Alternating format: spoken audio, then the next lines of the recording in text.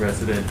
20 million people are due to be evicted from their homes next month. And do you fear that this could be your Herbert Hoover moment if you do not reach a deal with Congress to set up a new CARES Act? We are not allowing that to happen. We're stopping evictions. We are stopping evictions. We're not going to let that happen. And also, we're not going to evict people. We're not going to let people. The Democrats, maybe they don't care, but I care. And we signed an executive executive order. You know that, right? And we are not letting people be evicted. Was a suggestion? Thank you, President Trump. If I could have two questions, I'd like to ask you one about Senator Harris's record, and then a different one about FISA abuse. Sure. So regarding Senator Harris's record, you had a pretty quick response to that. You had an ad out that said that she was a phony, and I wanted to drill down. She was a what? A phony. Phony. And I wanted to ask about a specific example that a lot of people thought was a phony moment. As San Francisco DA, she oversaw, according to the Mercury News, 1,900 marijuana convictions. But she was asked in an interview last year if she had smoked marijuana, and she appeared to joke and, according to some people, lie and say that she was listening to Snoop Dogg and Tupac while their music hadn't come out at the time, while she said she was smoking pot, listening to it. Why would she lie about that? Do you see that as more evidence that is surpassed on marijuana a liability? Well, she lied. I mean, she said things that were untrue. She is a person that's told many stories that weren't true. She's very big into raising taxes. She wants to slash funds for our military at a level that nobody can even believe. She is against fracking. She's against petroleum products. I mean, how do you do that and go into Pennsylvania or Ohio or Oklahoma or the great state of Texas? She's against fracking. Fracking's a big deal. She's in favor of socialized medicine, where you're going to lose your doctors, you're going to lose your plans. She wants to take your health care plans away from 180 million Americans. 180 million Americans that are very happy with their health insurance, and she wants to take that away. So she was my number one pick. I mean, she was, as they would say, because hopefully you'll start college football, she was my number one draft pick. And we'll see how she works out. She did very, very poorly in the primaries, as you know. She was expected to do well, and she ended up at right around 2% and spent a lot of money. She had a lot of things happening, and so I was a little surprised that he picked her. I've been watching her for a long time, and I was a little surprised. She was extraordinarily nasty to Kavanaugh, Judge Kavanaugh then, now Justice Kavanaugh. She was nasty to a level that was just a horrible thing, the way she treated now Justice Kavanaugh. And I won't forget that soon. So she did very poorly in the primaries, and now she's chosen. So let's see how that all works out. Or does the marijuana legalization vote for you rather than her because she convicted so many people in the past? I can't tell you what she's voting for. I don't think she knows what. I think Joe knows even less than she does. But I was a little surprised at the pick. A lot of people would say that might be the pick. I was more surprised than anything else because she did so poorly. Many people did much better than her in the primaries. She did very poorly in the primaries. And that's like a poll. You know, that's like a poll. Can I also ask you about FISA abuse, President Trump? Go ahead. Yes, about FISA abuse. So now it's widely accepted among Republicans that there was FISA abuse. Tremendous FISA abuse, yeah. The Justice Department IG has found that with the Carter Page Warren application. But we were actually warned in 2013 that the surveillance court was allegedly a rubber stamp. It was approving surveillance. And I was wondering, I don't think as president you've commented on Edward Snowden, but do you think he should be allowed to return without going to prison? So as far as FISA abuse is concerned, there was tremendous FISA abuse. It's amazing that it's taken this long, and everyone knows that it's been proven very substantially. Not only FISA abuse, changing documents and putting documents in front of the FISA court and courts that are disgraceful that they could have done it. And the fact is, we caught Joe Biden, President Obama, the whole group. You can look at Brennan and Comey and Clapper, the whole group. We caught them spying on our campaign. This was an illegal act. like no other illegal act. This was treason.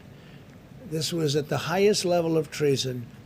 And Obama and Biden got caught spying on my campaign, using intelligence agencies of the United States government to do it, both before and after the election. So before the election, then after I won, they continued.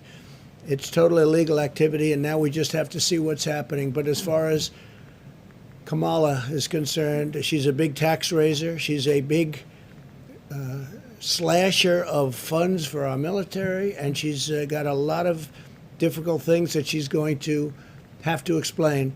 Plus, she was very, very nasty to one of the reasons that surprised me. She was probably nastier than even Pocahontas to Joe Biden. She was very disrespectful to Joe Biden, and it's hard to pick somebody that's that disrespectful. When she said things during the debates, during the Democrat primary debates, that were horrible about Sleepy Joe, and I would think that he wouldn't have picked. OAN, please. Thank you, Mr. President. Yesterday, Seattle City Council voted to cut funding for their police department, and the police chief there, Carmen Best, the first black woman to serve in that capacity, she resigned hours later.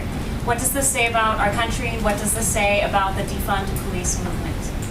Well, I think that Seattle, in spite of all that they've been through with the embarrassment of having a radical left group, Antifa and others, take over a big portion of the city of Seattle. We're talking about a big city, a major city.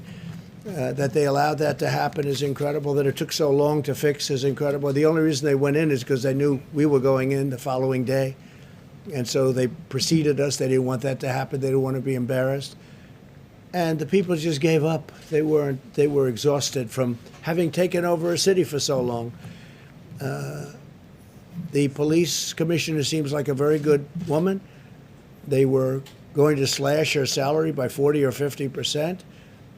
And they cut a tremendous amount off the police department, really where people are saying it's not sustainable as a good police department. And again, those police are good also, but they're not allowed to do their job.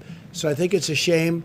I hate to see her go because she did, in her own way, a very good job, but she wasn't effective in convincing the mayor and the city council to give the funds that were needed, or just leave the funds the way they are. They've done a big defund, a big part of it. And it'll probably get worse before people realize this is a tragic era, before people start dying and getting hurt very badly. So I think Seattle's made a tragic mistake. I think Portland has no clue as to what they're doing. They have no clue. And hopefully they'll be asking for help because we can solve their problem very, very quickly. Yeah, go ahead. Thank you, sir. Mr. President, two quick questions. One on Senator Harris. Very simply, is she going to help former Vice President Biden's chances in November, or is she not hurt? Well, I like Vice President Mike Pence much better. He is solid as a rock. He's been a fantastic vice president. He's done everything you can do. He's respected by every religious group, whether it's evangelical, whether it's any other group. They respect Mike Pence. He's been a great vice president, and I will take him over Kamala and the horrible way she, again, treated Justice Kavanaugh. That was a horrible event. I thought it was terrible for her. I thought it was terrible for our nation. I thought she was the meanest, the most horrible, most disrespectful of anybody in the U.S. Senate. She's also known, from what I understand, as being just about the most liberal person in the U.S. Senate. And I would have thought that Biden would have tried to stay away from that a little bit, because with what they're doing with open borders and sanctuary cities, where they're trying to protect sanctuary cities, which is also protecting large number of criminals, with all of the things that they're doing, Second Amendment, they want to take away your Second Amendment or modify it to a point where it's essentially no longer the Second Amendment. I would have thought he would have gone a different way. Thank you very much, everybody.